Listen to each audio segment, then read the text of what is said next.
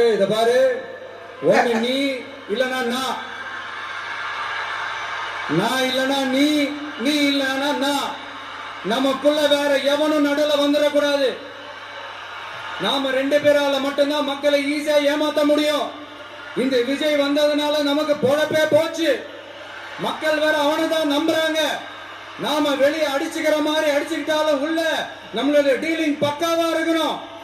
மக்களோட ஃபீலிங்ஸை பத்திலாம் நமக்கு கவலை இல்லை. நமக்கு டீலிங் தான் முக்கியம்.